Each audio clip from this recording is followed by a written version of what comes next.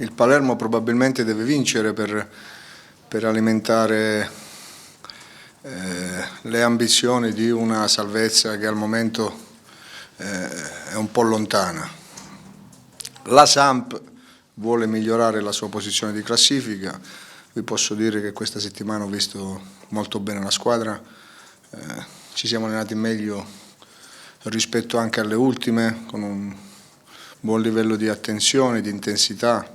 Sono fiducioso perché la settimana è stata di un buon livello. Noi dobbiamo andare a Palermo a giocare la nostra partita bene, dobbiamo migliorare la nostra classifica, vogliamo migliorare, bisogna avere le ambizioni giuste, che non significa essere presuntuosi, ma questo già l'ho detto la settimana scorsa. Andiamo a fare la partita, ma io mi aspetto che la squadra faccia bene, perché la settimana è stata importante, è stata una delle migliori settimane dell'ultimo periodo, quindi le mie sensazioni sono buone. Siccome io dico sempre ai ragazzi la prestazione della domenica è figlia di quanto facciamo in settimana, e quindi perlomeno sul piano della prestazione sono sicuro che siamo in grado di poterla fare. Cambierò qualcosa perché voglio tenere alta l'attenzione da parte di tutti, li voglio coinvolgere. E cambiare qualcosa significa creare stimoli, creare competizione tra di loro, quindi ci sono tanti ingredienti per far sì che si possa e si debba fare una partita importante.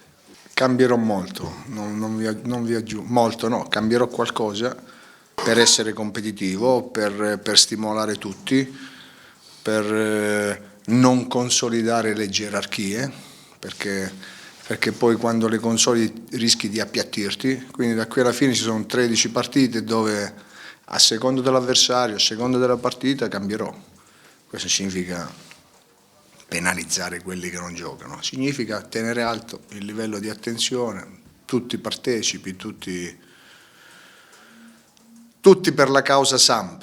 Quando loro mi danno risposte in settimana di impegno, di attaccamento, di attenzione, sono tutti i miei campioni quelli lì, io non scarico mai nessuno. E la superficialità, la voglia di non allenarsi, la presunzione, quelle sono cose che non mi piacciono. Allora il calciatore lo taglio quando dimostra di non avere quelle capacità lì di appartenenza. Questa settimana noi abbiamo per esempio analizzato in maniera molto approfondita quella che è stata la partita, la ultima giocata in casa, dove abbiamo trovato delle difficoltà, dove abbiamo commesso degli errori nelle due fasi di gioco, e quindi non è che abbiamo messo la testa sotto la sabbia a dire abbiamo fatto un punto, veniamo da una buona striscia, andiamo avanti. Siamo stati a lavorare una settimana su quelle situazioni perché il miglioramento è determinante, perché nel momento in cui pensi no, non devi mai pensarlo.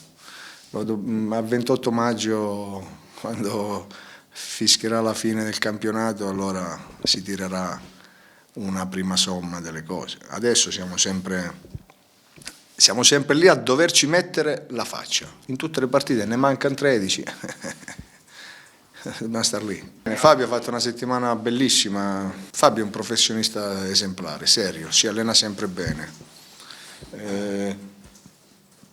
Fabio è ricco, è famoso, non gli manca nulla.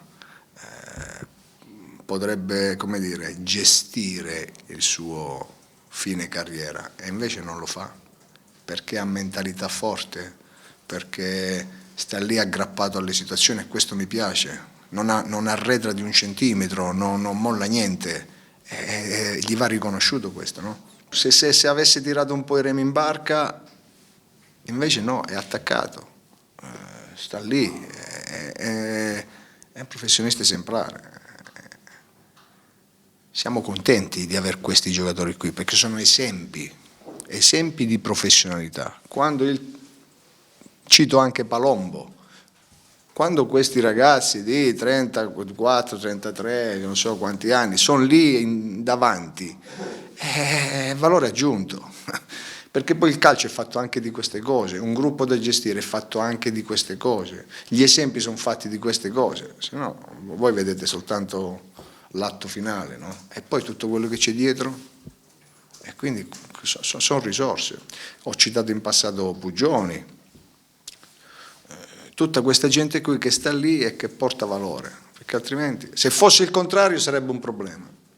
E molte volte le cose in una squadra di calcio vanno male perché quella gente lì tira da un'altra parte.